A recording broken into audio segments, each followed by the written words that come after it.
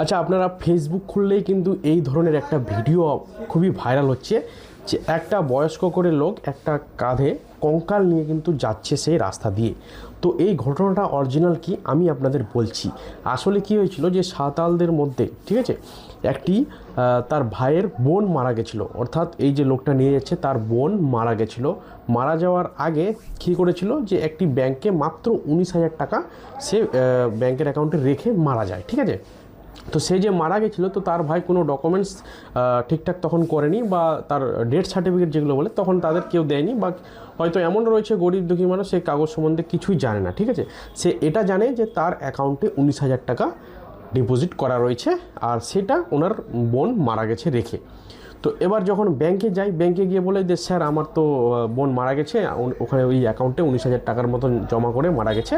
তো ওই টাকাটা আমি আমি তো ওনার বাড়ির একজনই রয়েছি, আমি ওনার ভাই, ওনার তো মা বাবা কেউ নাই।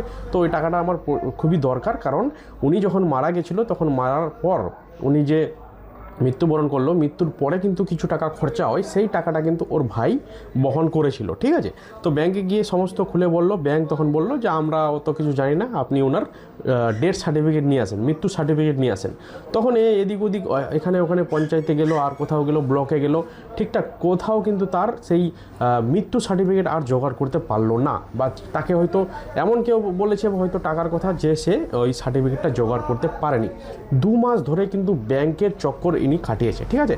ব্যাংকওয়ালা বলছে হয় তুমি মৃত্যু সার্টিফিকেট দাও, না হলে তুমি যে মারা গেছে তাকে নিয়ে আসো। এই ধরনের কিন্তু ওনাকে আবল তাবল কথা বলে ব্যাংক থেকে প্রতিদিন কি করে পাঠিয়ে দেয়, ঠিক আছে।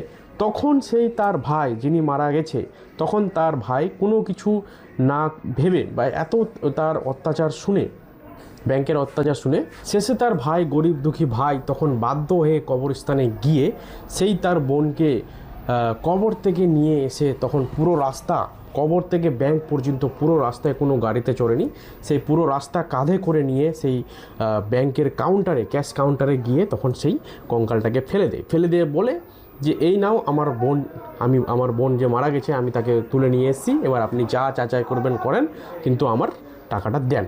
তখন ব্যাংক তো দেখে, কঙ্কাল দেখে সব যতগুলো ব্যাংকে স্টাফ রয়েছে সবাই তো একদম অচম্বিত, যে এটা আপনি কী করলেন, এটা ওটা কী করলেন, এরকম করে তাকে দোষারোপ করতে চাইছে। বাট সে এক কথায় বলে দিচ্ছে, আমি আপনার কাছে 2 মাস ধরে ঘুরছি, আপনি কোনো কথা আমার শোনেননি, যার কারণে আমাকে লাস্ট ডিসিশন এইটা করতে হয়েছে।